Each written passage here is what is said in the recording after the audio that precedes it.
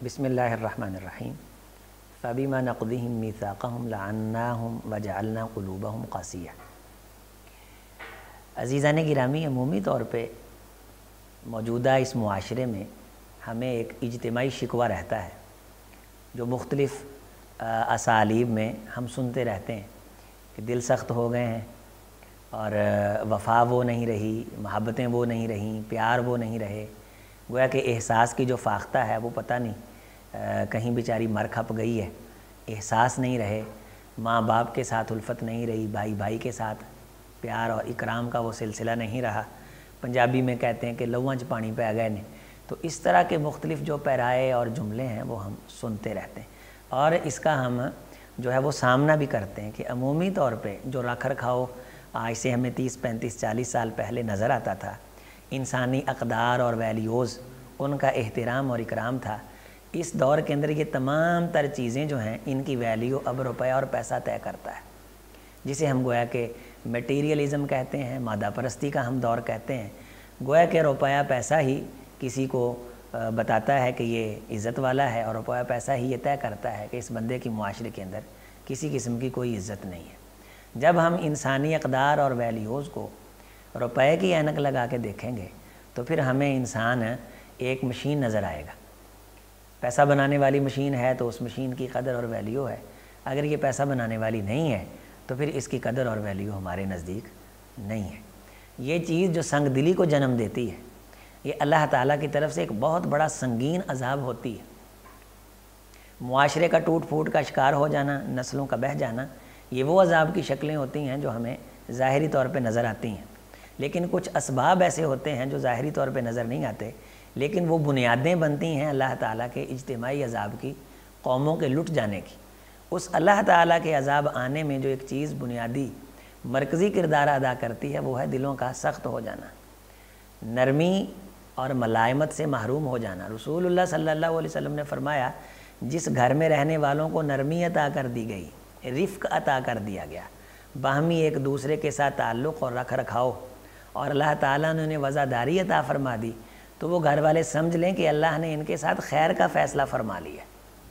اسی طرح قوم ہے کہ جس قوم کا ایک دوسرے کے ساتھ پیار ہے، تعلق ہے، انسان ہونے کی بنیاد پہ، انسانی اقدار اور ویلیوز کی بنیاد پہ، جہاں یہ چیز ہمارے دلوں کو سخت کرتی ہے، ہمارے رویوں کو تلخ کرتی ہے کہ ہم دنیا کی نظر سے کسی کی قدر اور اس کی قیمت لگانے کا فیصلہ کرتے ہیں، یہ چیز یہ بھی بتاتی ہے کہ یہ انسان خود کتنی اخلاقی گراوٹ کا شکار ہے کہ جو کسی کی ویلیو طے کرنے کے لیے اس کی جیبی کو دیکھ رہا ہے۔ شریعت اسلامیہ نے معاشرے کا عظیم ترین، امیر ترین اور رئیس آدمی اسے قرار دیا ہے جس کے اخلاق اچھے ہوتے ہیں، جس کا کردار اچھا ہوتا ہے۔ اخلاق، اس کا کردار، اس کی زبان کا، اس کے عمل کا اچھا ہونا، جسے ہم حسن عمل کہتے ہیں، حسن کلام کہتے ہیں، حسن صوت کہتے ہیں، حسن خلق کہتے ہیں، اس کی زندگی، اس کے ایٹیکیٹ، اس کا طریقہ زندگی گزارنے کا اسلوب، اور معاشرے کے اندر رہنے سہنے کے جو اس کے انداز ہیں، ایک دوسرے کے ساتھ تعلق، گفت و شنید، ان تمام تر چیزوں کے اندر اخلاق ہے۔ ان الہدی الصالح والسمت الصالح جزء من 25 جزءا من النبوہ۔ فرمایا جس بندے کو اچھے اخلاق، اللہ تعالیٰ نے صبر کی دولت اور رہنے سہنے کا وہ شرعی انداز جو انسان کو اللہ کے نزدیک عظیم بناتا ہے، معزز بناتا ہے، جس کو وہ نصیب ہو گیا، گویا نبوت کے حصوں میں سے 25واں حصہ، یعنی اللہ کے رسول صلی اللہ علیہ وسلم نے اس کی عزت کی ایک تشبیہ عطا فرمائی ہے، ایک تمثیل عطا فرمائی ہے کہ اللہ تعالیٰ اس بنیاد پہ کسی معاشرے کو عزت عطا فرماتے ہیں کہ ہمارے جو اخلاقی رویے اور ہمارے جو اخلاقی اقدار ہیں، جب تک اس کے اندر وہ جو پیسے کی اینک اور زوم ہے نا مادہ پرستی کی، یہ نہیں اترے گی، تب تک انسانی رشتے بحال نہیں ہو سکیں گے۔ ہمارے وہ جو خون ہے نا، ان کی سفیدی سرخی کے اندر تبدیل نہیں ہو سکے گی۔ دوسری وجہ یہ بنتی ہے ہماری اس خاندانی نظام کو توڑنے کی اور اللہ تعالیٰ کی طرف سے عذاب آنے کی، جس پہ ہم عمومی طور پہ غور نہیں کرتے، وہ یہ ہے کہ ہم عہد و پیمان کا خیال نہیں کرتے، ہم کی گئی بات کو کسی خاطر میں نہیں رکھتے۔ ہماری صبح کہاں کے لیے ہوتی ہے لیکن ہوتے ہم کہاں ہیں، اور ہم چھوٹے موٹے جھوٹ کو تو ویسے ہی مسکراہٹ میں ہضم کر جاتے ہیں، یعنی آئی گئی اسے بات سمجھتے ہیں۔ جب یہ ہوتا ہے تو قرآن مجید یہ کہتا ہے فَبِمَا نَقْضِهِم مِّيثَاقَهُمْ لَعَنَّاهُمْ وَجَعَلْنَا قُلُوبَهُمْ قَاسِيَةً، دل کی جو سختی ہے یہ اللہ تعالیٰ کی رحمت سے دور کر دیتی ہے. دل کی جو سختی ہے یہ دل کے زاویے کو ٹیڑھا کر دیتی ہے. ثم انصرفوا صرف اللہ قلوبہم. جب بندے کا دل پھرتا ہے تو اللہ تعالیٰ کی رحمت سے وہ بالکل دور ہو جاتا ہے. اس کی جو نظر آنے والے منظر ہیں وہ ٹیڑھے ہو جاتے ہیں. جو چیز اسے اچھی نظر آنا ہوتی ہے وہ اسے بری لگتی ہے. اسے نماز سے نفرت ہو جائے گی, تلاوت سے نفرت ہو جائے گی, اللہ کے ذکر سے نفرت ہو جائے گی, اسے اللہ کے کاموں سے, دینی پروجیکٹ سے نفرت ہو جائے گی. وجہ ثم انصرفوا صرف اللہ قلوبہم. وہ پھرے تو اللہ نے ان کے دل پھیرے. وجہ کیا بنی دل پھیرنے کی؟ دین پہ کام, دین کے کام پہ ہمارا دل کیوں نہیں لگتا؟ اللہ کا نام لینے کو جی کیوں نہیں چاہتا؟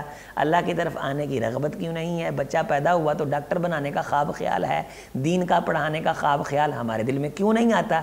دل ٹیڑھا ہوا ہے, دل سخت ہو گیا ہے, دل دیکھ ہی دوسری طرف رہا. اللہ تعالیٰ نے زاغوا وزاغ اللہ قلوبہم, اس کو اللہ نے پھیر دیا ہے. اب وہ منظر دیکھ ہی نہیں رہا. اللہ نے دنیا اس کے لیے مرغوب کر دی. زین لہم الشیطان اعمالہم, دنیا کے اعمال اللہ نے اس کے لیے بنا سنوار دی. اس کے دل میں یہ ڈال دیا کہ یہ کام ہے, یہ اصل کام ہے. جو کام تو نہیں نہ کر رہا وہ کون سا کو کام ہے؟ یہ اللہ کا بہت بڑا عذاب ہوتا ہے, یہ اللہ تعالیٰ کا بہت بڑا عتاب ہوتا ہے. یہ سنگین ترین سزا ہوتی ہے کہ کسی کا دل ٹیڑھا ہو جائے, دل کے اندر کوئی مرض آ جائے, بائی پاس کی نوبت آ جائے, سرجری کی نوبت آ جائے تو ہم کتنے پریشان ہوتے ہیں. لیکن کبھی ہمیں یہ بھی غور کر لینا چاہیے کہ کہیں اللہ کی طرف سے روحانی طور پہ یہ دل ٹیڑھا نہ ہو چکا ہو کہ کبھی بھی جی نہیں کرتا اللہ کے سامنے آنے کو, رونے کو, توبہ کرنے کو, رات اٹھ کے نفل پڑھنے کو, اللہ تعالیٰ کے لیے کچھ کرنے کو. کئی سال ہو گئے جی نہیں چاہ رہا. تو فرمایا جعلنا قلوبہم قاسیہ, ہم نے ان کے دل پہ قساوت کے غلاف چڑھا دیے. اس کی وجہ یہ بنی کہ فبما نقضہم, یہ جتنے عہد و پیمان کرتے ہیں ان کو توڑتے ہیں. مشکل آتی ہے تو کہتے ہیں اللہ ہمیں معاف کر دے, ہم یہ کر دیں گے, ہم وہ کر دیں گے. جو ہی وہ مشکل ٹلتی ہے تو یہ یوں ہو جاتے ہیں جیسے گویا کہ انہوں نے اللہ کو پکارا ہی نہیں تھا, اللہ کو انہوں نے بلایا ہی نہیں تھا, اللہ کی طرف ان کی توجہ نہیں گئی تھی. سنگین ترین بیماری دل بند ہو جانے کی نہیں ہے, انسان کے مر جانے کی نہیں ہے, زاویہ نظر ٹیڑھا ہو جانے کی ہے.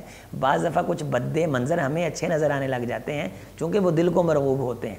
فحاشی اور اریانی کی جتنی محفلیں, سنگیت کی جتنی محفلیں ہیں, یہ اس لیے اچھی لگتی ہیں کہ اللہ دل ٹیڑھا کر کے اس طرح پھیر دیتے ہیں. اگر اللہ سے یہ دعا کی جائے یا مصرف القلوب صرف قلبی علی دینک و طاعتک, اے دلوں کو پھیرنے والے میرے دل کو اپنے دین کی طرف پھیر. ولا تجعل الدنیا اکبر ہمی, رسول اللہ صلی اللہ علیہ وسلم کی دعا ہے.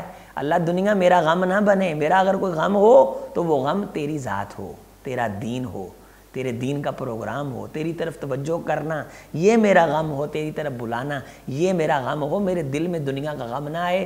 اے دلوں کو پھیرنے والے, اس دل کو کبھی دنیا کی رنگینی کی طرف نہ پھیرنا, اپنی رحمت کی طرف رکھنا.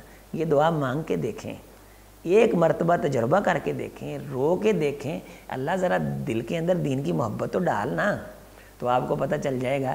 یہ صبح سے لے کے شام تک مولوی صاحب جو 20-25 ہزار دیتے ہیں یہ اس کی خاطر بیٹھے ہوئے ہیں مسجد میں, یا کوئی اور ذائقہ انہیں یہاں بٹھائے ہوئے ہیں؟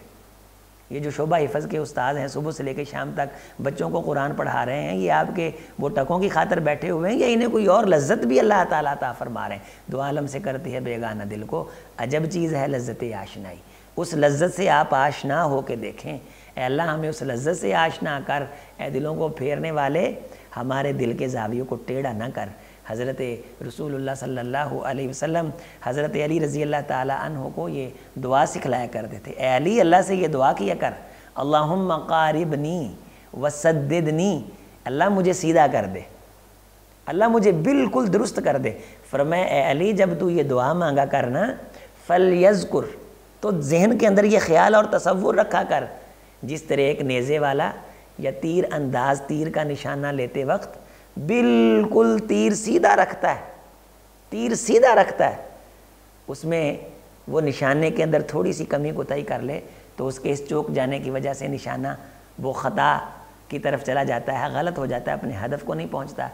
اے علی جب تم اللہ سے دعا مانگو تو اللہ کو دعا مانگتے وقت یہ تصور ذہن میں رکھتے ہوئے پکارو کہ جس طرح ایک نشانہ لینے والا تیر کو بالکل سیدھا رکھتا ہے تو نشانے پہ لگتا ہے, اللہ مجھے اس طرح سیدھا کر کہ بالکل میں پورے ہدف تک پہنچوں، جو ہدف اور جو مقصد اور جو منزل تو نے ہمارے لیے متعین فرمائی ہے صراط مستقیم کی، دین کی فکر کی، اللہ اس طرف چلا، بالکل تیر کی سدے مجھے بالکل تیر کی طرح سیدھا رکھ کہ کہیں تھوڑی بہت توجہ ادھر ادھر ہو گئی تو دل ٹیڑھا ہو جائے گا، اس دل کو بالکل سیدھا کر دے۔ اور دوسرا یہ کہ جب تیر انداز نشانہ لیتا ہے تو وہ اسے تھوڑا سا وہ اوپر رکھتا ہے اپنے اس نشانے سے، چونکہ زمین کی جو گریوٹی ہے وہ اس ہدف تک پہنچتے پہنچتے کچھ تھوڑا سا نیچے بھی آ جاتا ہے۔ اسی لیے رسول اللہ صلی اللہ علیہ وسلم نے فرمایا کہ جب اللہ سے مانگو تو بہت زیادہ مانگو، جنت الفردوس مانگو، بہت زیادہ مانگو گے تو پھر تمہیں کوئی تمہارے برابر سرابر کوئی ملنے کی امید اور امنگ ہے۔ اول تو ہم مانگتے نہیں، مانگیں بھی تو ایسے اللہ حلال کا دے دے، تھوڑا دے دے، اللہ کے پاس حلال کا تھوڑا نہیں ہے۔ اللہ سے جب بھی مانگیں زیادہ مانگیں، اے اللہ مجھے وہ ہدایت عطا فرما جو تو نے اپنے نبی علیہ الصلوۃ والسلام کے متبعین کو عطا فرمائی۔ گزارش میں یہ کرنا چاہ رہا ہوں، اے اللہ میرے دل کو اس طرح سیدھا کر، اے عمر فاروق رضی اللہ تعالیٰ عنہ کے دل کو سیدھا کرنے والے میرے دل کو سیدھا کر دے۔ حجاج ابن یوسف نے، امام شابی اس واقعے کو نقل فرماتے ہیں کہ ایک محدث ان پہ الزام تھا کہ انہوں نے جو خروج ہوا ہے اس کے اندر ان کے بھی بغاوت پہ ابھارنے کا کوئی نہ کوئی تعاون شامل ہے۔ تو حجاج کی یہ عادت تھی کہ جب کسی وہ عالم دین کے بارے یہ سنتا کہ اس نے یہ جو خروج یا بغاوت جو کچلی گئی ہے اس میں یہ لوگ شامل تھے، ان کی فکر شامل تھی، تو وہ بلاتا تو بڑا سخت پیش آتا، بعض دفعہ ذبح کروا دیتا۔ تو اس نے چمڑا بچھوایا ہوا تھا، جلاد تلوار لے کے کھڑا تھا، وہ محدث جب سامنے آئے، امام صاحب جب سامنے آئے تو حجاج نے فوری طور پہ وہ چمڑا اکٹھا کروایا، جلاد کو واپس بھیجا، امام صاحب کو اپنے پاس بلایا، تخت پہ بٹھایا اور ان کی داڑھی کو عطر لگایا اور انہیں واپس بھیجا۔ ان سے پوچھا گیا کہ آپ کے لب ہم نے ہلتے دیکھے ہیں، تو آپ نے کیا مانگا؟ تو انہوں نے کہا میں نے اللہ سے کہا اللہ حجاج کا غصہ کیا شے ہے نمرود کی آگ کے سامنے، اے نمرود کی آگ کو ٹھنڈا کرنے والے حجاج کے غصے کی آگ کو ٹھنڈا کر دے۔ تو اللہ نے یہ میرے جملے سنے، اللہ تعالیٰ نے قبول فرما لیا۔ میں یہ گزارش کر رہا ہوں دوستو، جب اللہ سے دل سیدھا کرنے کی دعا مانگیں تو ذہن میں یہ رکھیں کہ کونین کا امام اللہ سے یہ کہتا رہا ہے، یا مصرف القلوب صرف قلبی علی دینک و طاعتک، اے دلوں کو پھیرنے والے دل کو اپنی محبت کی طرف پھیر دے، اپنی اطاعت کی طرف پھیر دے۔ اور آپ علیہ السلام نے یہ بھی فرمایا کہ انسانوں کے دل کی مثال ایسے ہے کقلب کریشہ، گویا ایک پر ہے اور وہ صحراؤں کے اندر پڑا ہوا ایک پر، اور بے شمار تیز تند ہوائیں آتی ہیں اور اس پر کو وہ ایک لمحے کے اندر سینکڑوں بار الٹتی اور پلٹتی ہیں۔ انسان کا دل اسی طرح لمحے کے اندر سینکڑوں بار الٹتا پلٹتا ہے، کئی خیال آتے کئی جاتے ہیں، کس طرف توجہ ہو گئی، کسی طرف عدم توجہ ہو گئی، تو انسان کا ان خیالات پہ کنٹرول نہیں۔ اور دوسری ایک حدیث یہ ہے کہ کائنات کے دلوں کا ایک دل بنا کے اللہ نے اپنی انگلیوں کے درمیان رکھا ہے۔ اللہ تعالیٰ بین اصبعین الرحمن، اللہ کی دونوں انگلیوں میں یہ دل ہے۔ پوری کائنات کے دلوں کو کنٹرول اللہ خود کرتے ہیں۔ بعض چیزیں یہ کہ اللہ نے کچھ فرشتوں کی ڈیوٹیاں لگائی ہوئی ہیں، فرشتوں کو ذمہ داریاں اللہ نے تقسیم کی ہوئی ہیں، لوگوں کی ہدایت کی ذمہ داریاں جو ہیں وہ نبیوں کو اللہ نے سونپی، نبیوں کو پہنچانے کی ذمہ داری اللہ نے فرشتوں کو سونپی، لیکن جو دل جو ہے نا یہ دل اللہ نے اپنے کنٹرول میں رکھے ہوئے ہیں، اللہ ڈائریکٹ انہیں خود مانیٹر کرتے ہیں۔ باقی بھی ساری کائنات اللہ مانیٹر کرتے ہیں، اللہ کا حکم چلتا ہے، تمام کائنات کا ذرہ ذرہ اللہ کے حکم کا پابند ہے، لیکن دلوں کا جو کنٹرول ہے نا اس دور میں سمجھنا بڑا مشکل ہے۔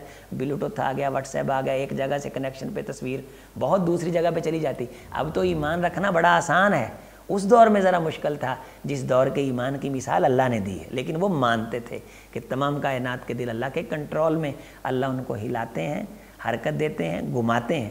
اے اللہ جب تو دلوں کو گھمائے تو گھمانے پہ قادر ہے، ہم تجھ سے درخواست کرتے ہیں کہ ہمارے دلوں کو اپنے دین کی طرف پھیر۔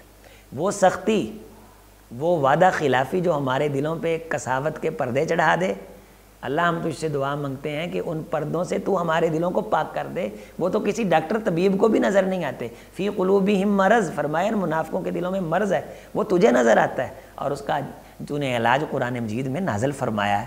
ہمیں اپنا علاج اس طرف بھی توجہ کر کے کرنے کی توفیق عطا فرما۔ اللہم طہر قلبی من النفاق واعمالی من الریا ولسانی من الکذب۔ اللہ ہمارے قلب و جگر کو ہر قسم کی روحانی، جسمانی، ایمانی بیماریوں سے اللہ تعالیٰ پاک فرمائے کہ ہماری کوئی ایسی بیماری ہو جو ہمارے ایمان کے لیے خطرے کا باعث بنے، ہمارے جسم کے لیے خطرے کا باعث بنے، اور پھر اس کے نتیجے کے اندر ہمارا ایمان ٹوٹ پھوٹ کا شکار ہو جائے، ہمارا معاشرہ ٹوٹ پھوٹ کا شکار ہو جائے۔ ان تمام تر امراض سے ہم اللہ سے پناہ مانگتے ہیں۔ والسلام ورحمۃ